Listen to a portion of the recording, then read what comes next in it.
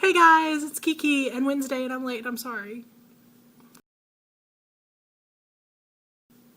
Yeah, I had planned on making this last night, after our dinner so that I could edit it and put it up, but my brain decided that those plans didn't work, and no, I was going to be spending the night curled up in bed having flashbacks, so yay fun.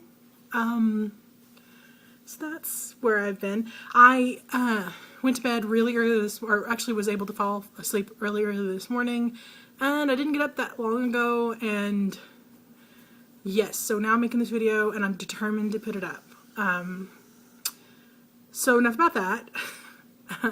This week we have a question from Megan asking about how we deal with that cycle of the things we tell ourselves to put ourselves down and to feeling down, and or if somebody says something, just like, that inner cycle that of beating ourselves down and what we do with that.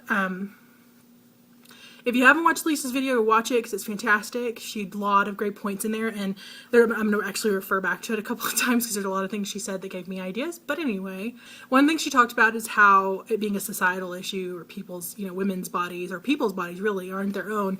And it's become this thing that for the fact of you just being out, if you're out in the public, that gives everyone around you the right to comment about your body, about your clothes, about your hair, about everything about you, and it's ridiculous. It is ridiculous, and it even becomes even more so once you get out once you're outside the societal norms, and it's ridiculous, and it's very sad that our society is this way. We should be able to go out into society no matter really how we look and not have people, feel like they have the obligation or the right to talk shit about it. And it's just, it's extremely frustrating. Another thing Lisa talked about was affirmations, and I will admit that I made fun of them. And I poo-pooed on them, and I was like, no, this is ridiculous. And this last 6 months, I've realized that they are not as ridiculous as they sound. I mean, they seem silly, and they are silly when you're doing them. But it's amazing how saying something out loud changes things. And that's something I've learned in many respects in the last 6 months. Words do have power. And so even if you have to say saying the affirmations in your brain are not the same thing as saying them out loud. I don't know what the difference is. I don't know what it is, but there's something about it.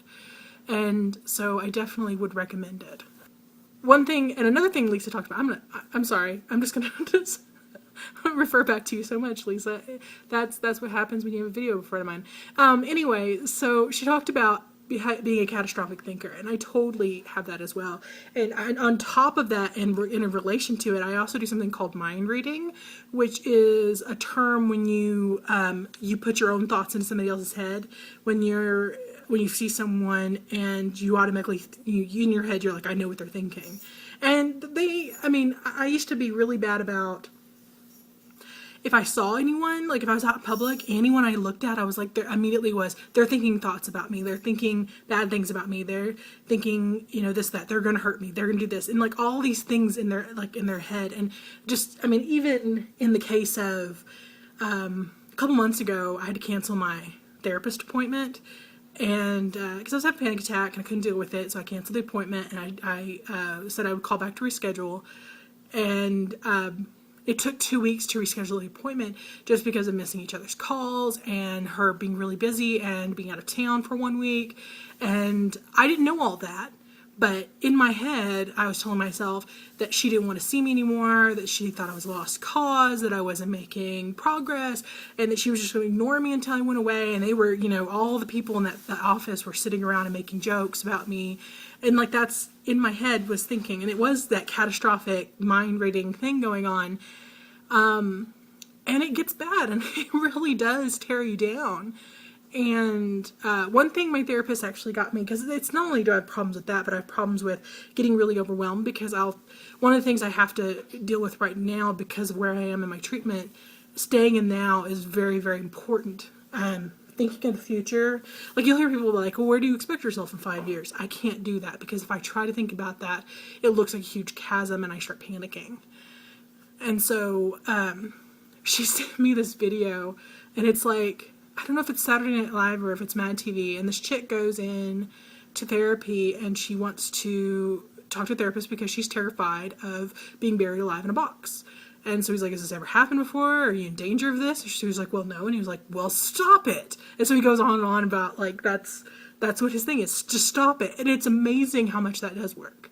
It is amazing how much that actually does work. It won't work all the time, but it does work. And it's crazy, because I'll start doing that. I'll start in that cycle of thinking somebody else's, putting thoughts in somebody else's head, getting catastrophic with my thoughts, getting overwhelmed, and just tell myself, stop it. Like that, one thing Lacey talked about was like, realizing what it is and putting a stop to it. That's what mine is. And it really does help. And I'll put a link to the video that I'm talking about, because there's a copy of it on YouTube. I have it somewhere. Anyway, I'll put that in the link in the box below, and so you can check it out, because it's funny, but it really does work. Another thing Lisa talked about, I'm going to keep referring back to you, Lisa. This is getting silly. She talked about, does this person matter? And that's something that I realized, not the people, as a whole do not matter. But the thing is we put so much importance on people we may never ever see again, that won't remember us, 2 hours from then. And if we were to run across them a week from then or a month from then, would have no memory of seeing you. And so we put so much importance on that. And it is detrimental, and you have to get down to the fact, and that's something I've had to do in the last few years when I started on this journey, is I've had to realize that it doesn't really matter what this person thinks, because I don't know them.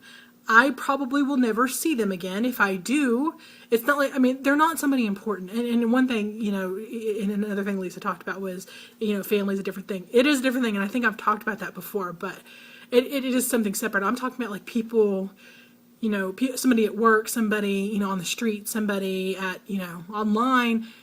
They don't really matter. And so stop giving them so much power. That's something I've had to work on, is deciding who I'm going to give power to. And you should give yourself power, really. But, yes.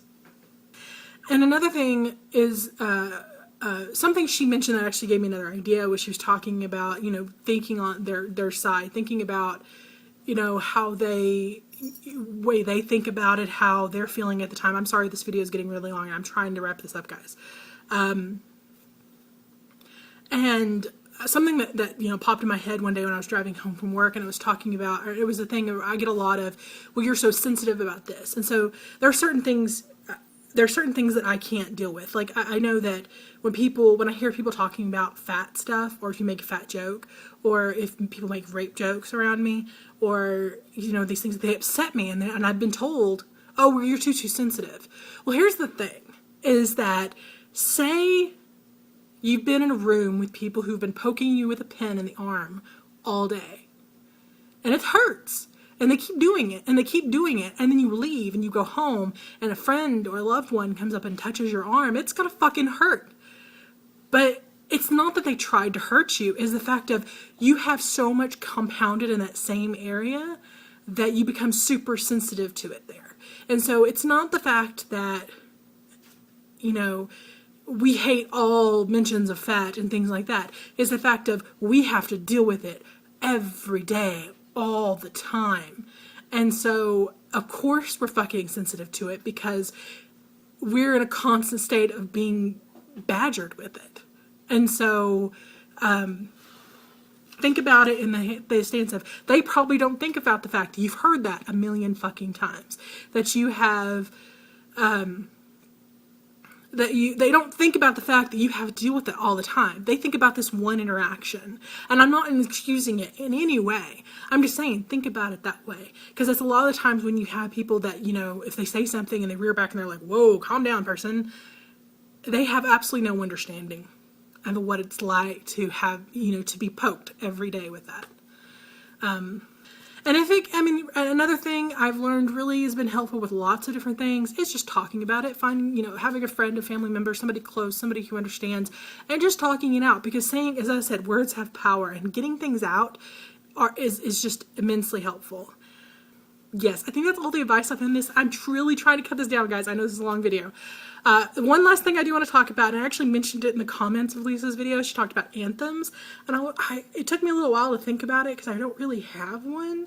And I say the closest thing, and this is actually something I wanted to do a video about in the past, but I'm going to go ahead and just mention it now. There's an artist named Lambert, and if you've ever heard the song, oh, what is that song? Macklemore song about gay people. Something love, one love. Anyway, there is a refrain in it where she talks about, she keeps me warm. That's Mary Lambert. It's actually one of her songs. But she has this song, and it's actually more of a spoken word type song called I Know Girls, BodyLove, which is immensely powerful. And I'm going to put a link to it under here. Is my favorite version of it anyway. And I just listen to it. That's all I'm going to say. I'm going to end this video, and I will see you guys next week.